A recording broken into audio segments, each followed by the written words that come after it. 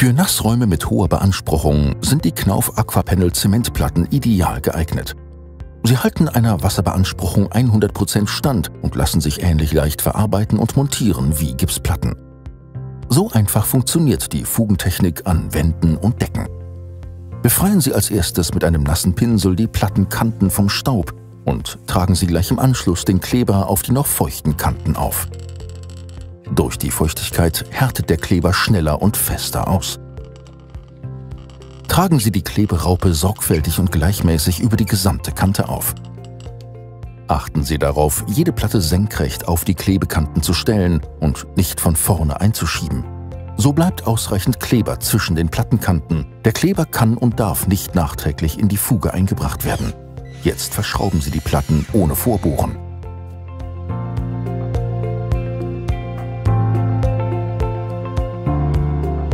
Nach 12 bis 16 Stunden ist der Kleber so weit, dass Sie die überstehenden Reste ganz leicht mit einer Kelle abstoßen können.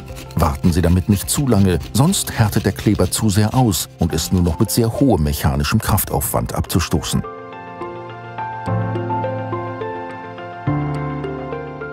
An der Decke wird die Platte Aquapanel Cementboard Skylight eingesetzt. Hier werden die Fugen verspachtelt statt verklebt, denn der Kleber würde bei der Verarbeitung über Kopf auslaufen. Montieren Sie die Platten mit 4 mm Fugenabstand. Ein Abstandhalter ist hilfreich, um eine gleichmäßige Fuge zu erhalten. Alternativ können Sie auch 4 mm dicke Schrauben oder den Meterstab verwenden. Vorbohren ist nicht nötig. Den Abstandhalter entfernen Sie durch eine leichte Drehung. Zum Verspachteln der Fugen Aquapanel Skylight Fugen- und Flächenspachtel verwenden. Die Fuge vollständig mit Spachtelmasse füllen, dann Aquapanel Fugenband einbetten und nochmals abziehen. Das alkaliresistente Gewebe verbindet sich ideal mit der Zementspachtelmasse und verhindert Rissbildung. Jetzt das Fugenband andrücken und überspachteln.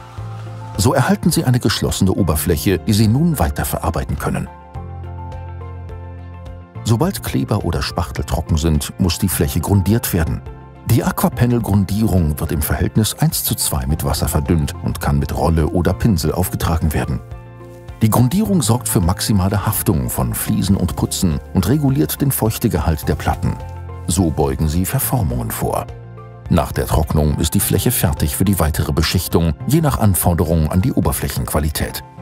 Die Einsatzmöglichkeiten der Knauf Nassraumplatten sind breit.